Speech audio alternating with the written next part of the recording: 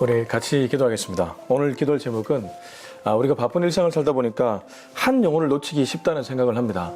우리 주변에 하나님이 보내주시고 보여주시는 한 영혼들이 있습니다. 가족도 한 영혼이 될 수 있고, 또 내가 만나는 직장의 동료 선후배들도 한 영혼이 될 수 있고, 또 교회 안에서 그 마주치는 그 얼굴, 바로 그 얼굴이 나에게 부주신 한 영혼인 줄로 믿습니다.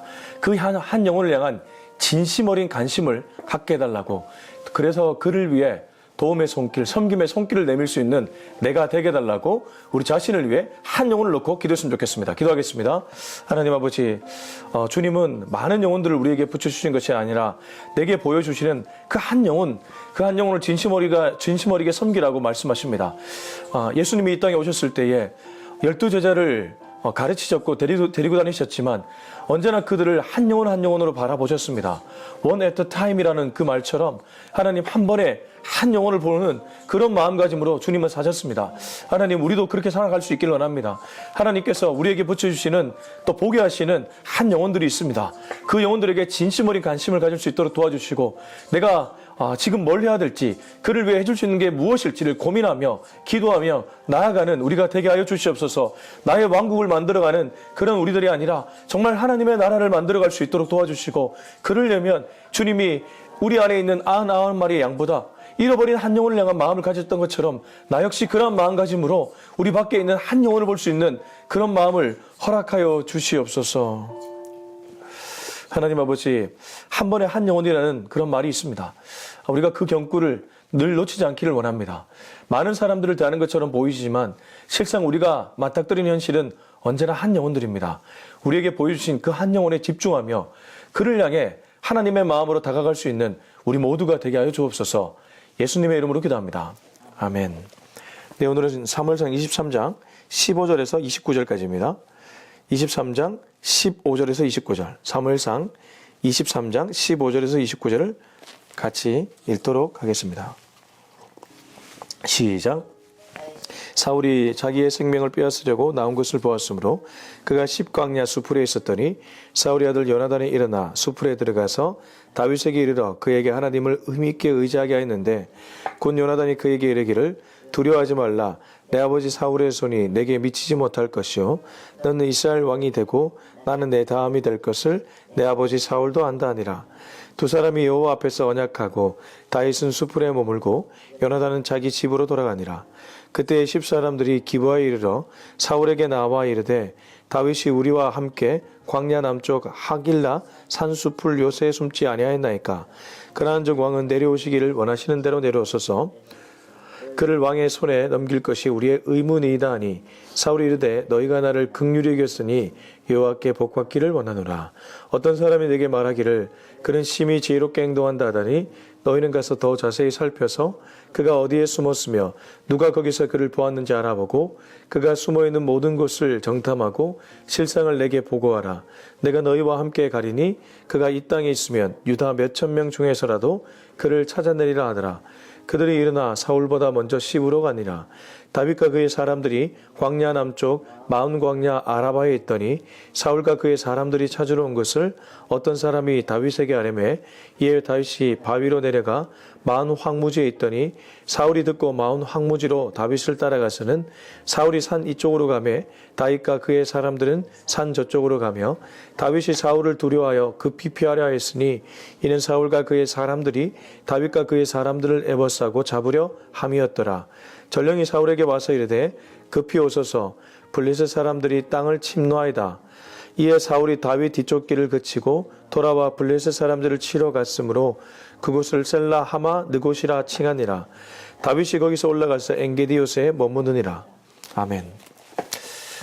우리가 고전을 읽는 이유가 있습니다. 유명한 고전들, 그게 유명해서 읽다기보다는 고전이라는 것은 그때나 지금이나 사람들의 살아가는 삶은 다 비슷하기 때문에 그때 유효했던 가치를 그 책을 통해서 발견하고 다시 이 시대에 적용하고는 합니다. 예를 들면 셰익스피어의 햄릿 같은 것은 그 우유부단한 햄릿 왕을 바라보면서 사실 이 시대에 결정을 내려야 될 때 나도 무언가 우유부단하게 결정짓지 못할 그럴 때가 있지 않습니까? 그 소설이나 그 문학책에 나온 그 인물들의 모습은 이 시대에 우리들의 모습과도 매우 흡사하기 때문에 우리가 고전을 읽어나가며 무언가를 배우는 것이죠. 제가 왜 오늘 설교 서두에 얘기를 하냐 하면 오늘 23장 15절에서 29절에 보면 몇 명의 인물들이 등장하는데 사실 성경이 고전 중에 고전 아닙니까? 그 고전과는 물론 차원이 다른 하나님의 계시가 담겨 있지만 성경에 있는 이러한 내용들도 결국 우리들의 삶에 여전히 영향을 끼친다는 것이죠. 오늘 다윗은 좋은 얘기를 한번 듣게 됩니다. 그러나 좋은 일이 있으면 어떻습니까? 안 좋은 일도 일어나지 않습니까? 우리의 인생과 너무 닮아 있습니다. 하루에도 어떤 사람에게 좋은 말을 듣는가 하면 또 집에 돌아가서 가족에게 정말 듣기 싫은 그런 얘기를 들을 때도 있지 않습니까? 내 마음이 왔다 갔다 마치 사인 코사인 마치 그 주파수를 그리는 것처럼 그럴 때가 있는데 오늘 다윗이 그러하다는 것. 그래서 다윗은 우리와 너무 많이 닮아 있습니다. 자, 15절부터 18절까지 읽어보겠습니다. 시작. 다윗이 사울이 자기의 생명을 빼앗으려고 나온 것을 보았으므로 그가 십강야 숲풀에 있었더니 사울의 아들 요나단이 일어나 숲풀에 들어가서 다윗에게 이르라 그에게 하나님을 힘있게 의지하게 했는데 곧 요나단이 그에게 이르기를 두려워하지 말라. 내 아버지 사울의 손이 내게 미치지 못할 것이요 너는 이스라엘 왕이 되고 나는 내 다음이 될 것을 내 아버지 사울도 안다니라. 두 사람이 여호와 앞에서 언약하고 다윗은 숲풀에 머물고 요나단은 자기 집으로 돌아가니라. 여러분 15절을 보면 다윗이 사울의 쫓김을 받았는 걸 아는데 그래 15절에 이렇게 기록합니다. 다윗이 사울이 자기의 생명을 빼앗으려고 나온 것을 보았으므로 다윗에게는 철천지 원수와 같은 사람이 사울이었습니다. 근데 다윗만 그렇습니까? 우리들의 삶에도 지금 여러분의 현실 앞에도 무언가 원수 같은 사람 있지 않습니까? 나를 비호의적으로 대하는 사람이 있지 않습니까? 뭔가 그 사람과 코드가 맞지 않고 주파수가 맞지 않아서 왠지 그 사람과 같은 공간에 있어도 불편한 그런 사람이 있지 않습니까? 다윗에게 사울이 그랬습니다. 그럴 때 다윗이 할 수 있는 반응은 무엇입니까? 도망가는 거죠. 왜냐하면 그는 권력자고 군사를 대동하고 있고 나는 그에 비해서 데리고 있는 군사도 그리 많지 않고 백전백패죠. 그러니까 도망갑니다. 어디로 갔습니까? 십강야 숲풀에 갔습니다. 이 십이라는 지역에 가서 숲풀에 숨어 있었다는 것이죠. 다윗만 있지는 않았습니다. 이미 그의 식솔들이 꽤 많아졌죠. 아무튼 그렇게 도망가 있을 때에 사울의 아들 요나단이 일어납니다. 여러분 제가 앞서 고전이라는 것은 인물들이 우리의 삶과 맞닿아 있다. 그들을 통해 배울 수 있다고 했는데 다윗의 삶이 이러하고 또 한편으로 요나단은 어떠합니까? 요나단은 왕세자고 왕자입니다. 그 당시 서열 제2위였습니다. 1위가 사울왕이었다면 제2위가 요나단이었죠. 부족할 것이 없습니다. 그는 사실 다윗이 제거되면 그 다음 왕위를 물려받는 사람임에 틀림없습니다. 근데 이 16절을 보면 요나단이 일어나 어디로 가죠? 십강야 숲풀에 들어갑니다. 이게 사울이 알면 천인공노할 일이죠. 목숨을 걸고 자기가 너무나 사랑했던 그 친구 다윗에게 갑니다. 그리고 그에게 말을 합니다. 뭐라고 얘기합니까? 16절 후반절 다윗에게 이르러 그에게 하나님을 힘있게 의지하게 하였는데 참 이런 것이 인생입니다. 한편으로는 나를 해코지 하는 사람 때문에 너무 마음이 아픈데 한편으로는 또 다른 사람으로 인해 위로를 받죠. 그리고 그를 통해 하나님을 더욱 힘있게 의지하게 됩니다. 사실 위기가 찾아오면 나도 모르는 사이에 하나님의 손을 놓고 싶을 때가 있잖아요. 다윗이라고 그렇지 않았을 리 만무합니다. 그러니까 지금 하나님이 누구를 보내 다윗의 마음을 붙잡아주고 있습니까? 요나단을 보내 붙잡아주고 있습니다. 근데 요나단이 누구라고요? 사울의 왕실의 권력 제2위였다는 거예요.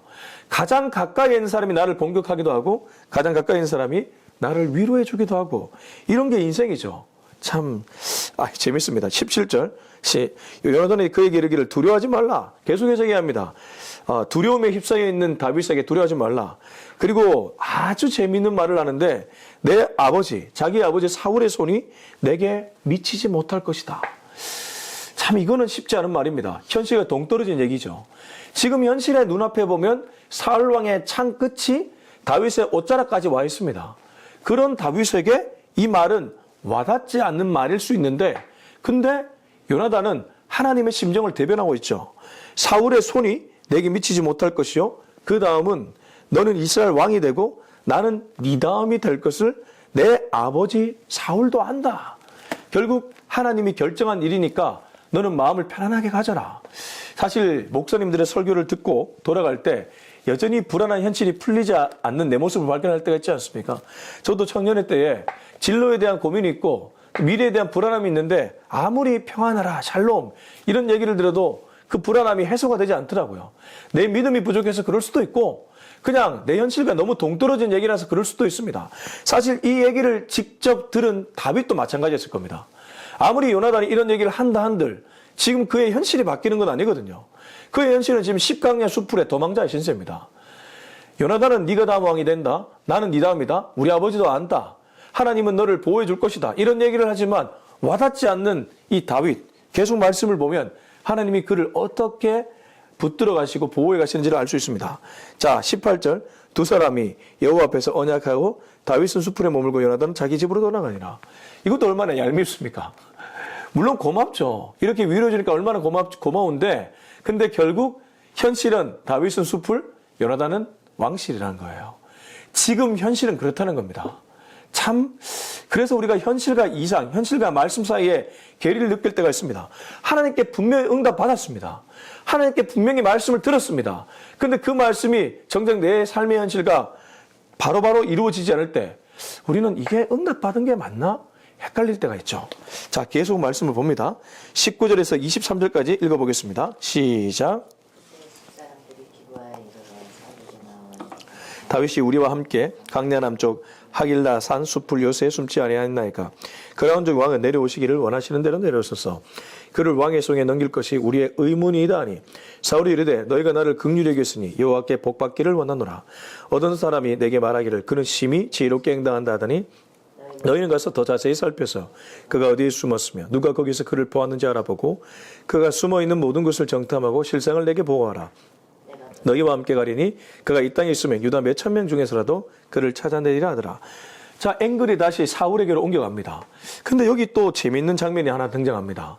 앞서 요나단은 사울 최측근이고 권력이 있음에도 불구하고 목숨을 걸고서라도 자기의 친구에게 언약하러 나아갔습니다.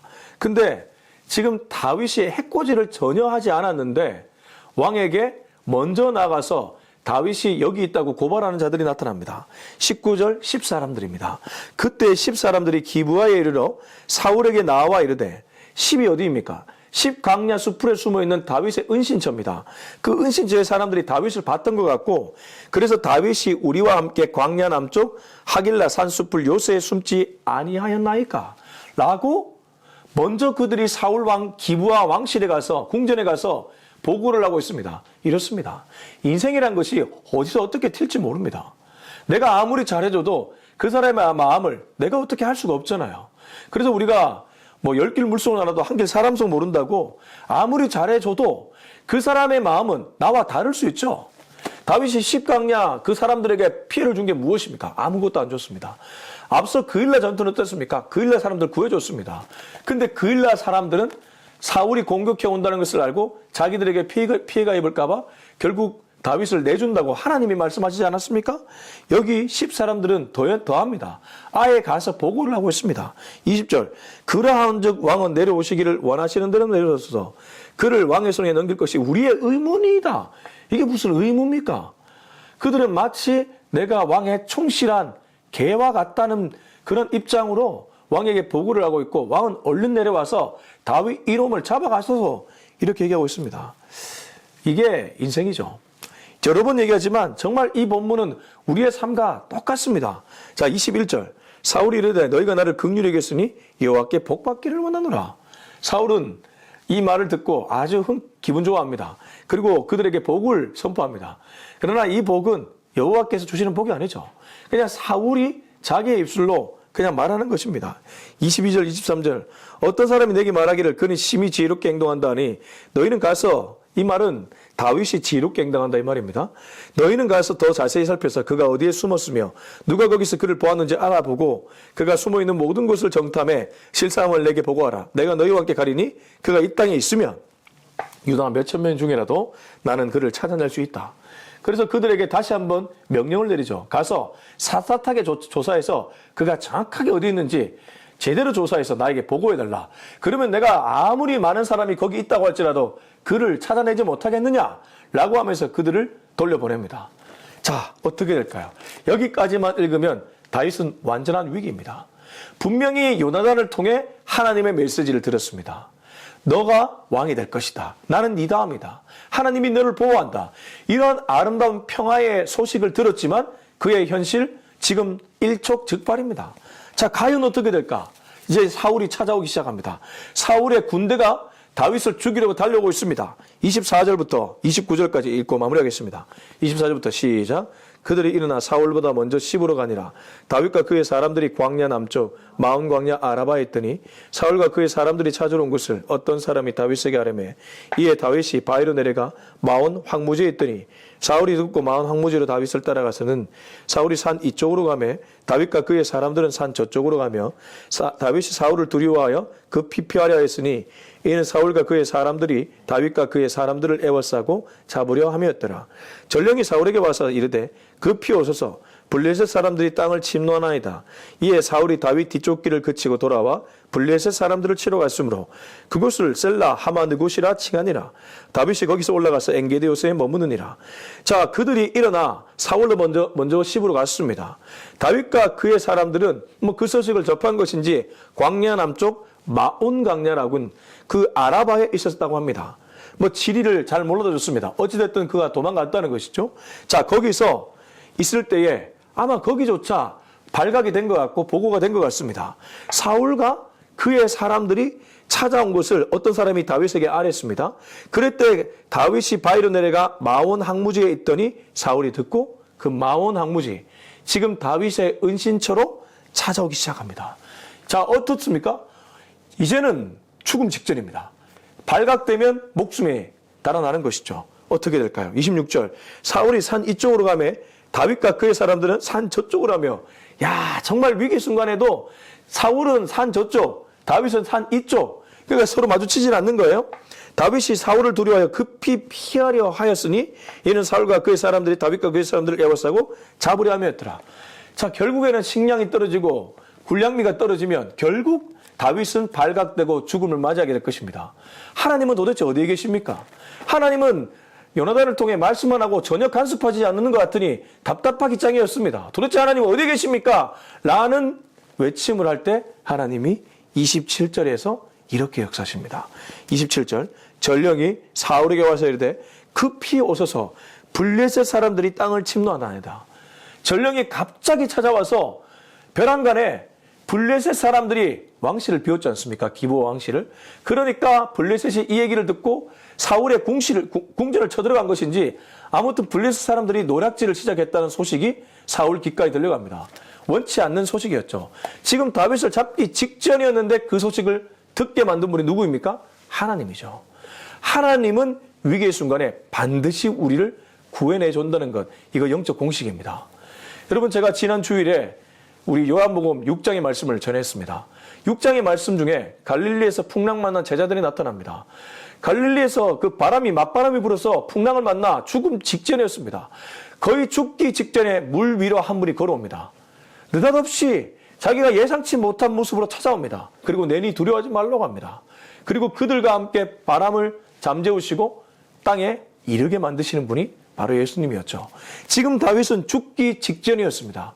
근데 이 죽기 직전에 하나님은 블레셋 사람들을 일으켜서 이 사울의 왕국을 치게 만듭니다.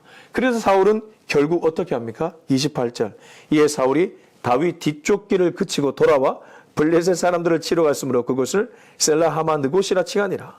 이렇게 해서 사울은 다시 궁전으로 돌아갈 수밖에 없게 되었습니다. 다윗은 거기서 엔게디 요새로 도망치게 되었습니다. 그렇습니다. 죽을 것 같지만 결국 죽지 않습니다. 하나님의 말씀이 더디 이루어지는 것 같지만 반드시 이루어질 줄로 믿습니다. 요나단에게 들었던 그 말씀, 지금 현실과 동떨어진 것처럼 보이지만 결국 하나님은 하나님의 때에 그 말씀을 이루어 가실 것입니다. 그러면 우리에게 남아있는 반응은 무엇입니까? 그걸 믿고 인내하며 끝까지 기다리는 것입니다. 여러분, 사단 마귀는 인내하지 못하도록 공격합니다. 네 방식대로 가라고 얘기합니다. 속삭입니다. 그래서 인내하지 못하고 믿음에서 파산한 무리들이 있다는 것을 우리는 성경을 통해 알고 있습니다. 저와 여러분은 믿음의 배에서 절대 뛰어내리지 않기를 소망합니다. 끝까지 항해할 수 있기를 소망합니다. 끝까지 완주할 수 있기를 소망합니다. 비록 내 현실과 동떨어질 수 있습니다.